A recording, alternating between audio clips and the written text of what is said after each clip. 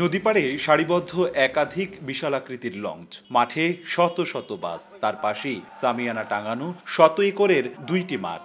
সেখানেই বিছানাপত্র নিয়ে মুসল্লিদের অবস্থান, উদ্দেশ্য রাসূলের পথযাত্রী হওয়া। আমি যখন প্রথম চরমনায় আইছি তখন আমার দাড়ি টুপি ছিল না।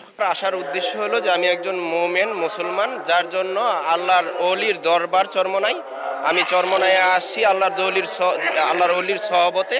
এখানে বিশেষ করে দেখা গেল যে যারা লেখাপড়া কম বা ধর্মীয় গানের কম, তারা দেখা গেল এই মজমাতে আসলে আলহামদুলিল্লাহ 5 ওয়াক্ত নামাজ জামাতের সাথে ঠিকমতো পড়ার এরকম হিম্মত বুলন্দ করে আমরা ভালোভাবে তাদের সাথে নামাজ কালাম পড়তে পারি, তাদের অনুসরণ করে আমরা সঠিক পথে চলতে পারি। বরিশাল সদর উপজেলার চরমনাই দরবারের অগ্রহায়ণ মাহফিলে অংশ নিয়েছেন দেশের বিভিন্ন প্রান্তের লাখো মানুষ। ইসলামের পথে, দিনের পথে, কুরআনের আলো ঘরে ঘরে পৌঁছাতে তাদের সকল প্রস্তুতি। 102 বছর ধরে অনুষ্ঠিত হচ্ছে চরমনাই মাহফিল। প্রতি বছর এই আয়োজনকে ঘিরে জমে ওঠে আশপাশের এলাকাগুলো। অস্থায়ী দোকানগুলোতে খাবারের পসরা সাজিয়ে বসে ব্যবসায়ীরা। মাহফিলে আগত মুসল্লিদের নিরাপত্তায় নিযুক্ত হয় সহস্রাধিক স্বেচ্ছাসেবক।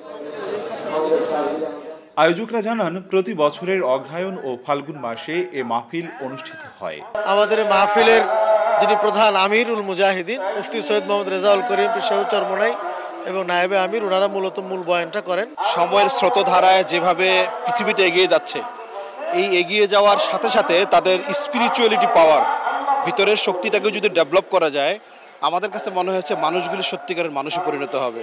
মাহফিলের দিনগুলোতে বরেণ্য আলেম ওলামারা আসেন এখানে। বৃহস্পতিবার দ্বিতীয় দিনে অনুষ্ঠিত জাতীয় ওলামা মাশায়েখ সম্মেলনে অতিথি ছিলেন অন্তর্বর্তী সরকারের ধর্ম উপদেষ্টা। অনেকে আমাদেরকে নিয়ে বিভিন্ন সময় বিভিন্ন কথা বলে থাকে যে হয়তোবা কিছু স্বার্থের জন্য আমরা বিভিন্ন সময় পদক্ষেপ গ্রহণ করি।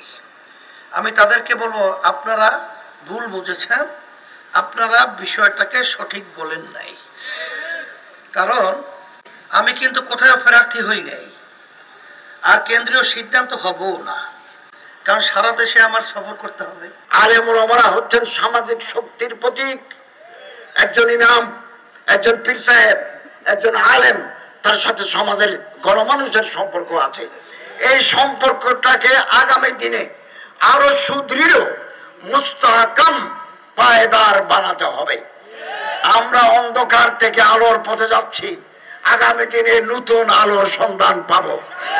আমরা কোন ক্রমে আর অন্ধকার যুগে, অন্ধকার জগতে আমরা ফিরে যাব না। বুধবার শুরু হওয়া 3 দিনব্যাপী অগ্রহায়ণ মাহফিল শনিবার সকাল 8:30টায় আখিরি মোনাজাতের মধ্য দিয়ে শেষ হবে। অপূর্ব অপু, সময় সংবাদ, বরিশাল।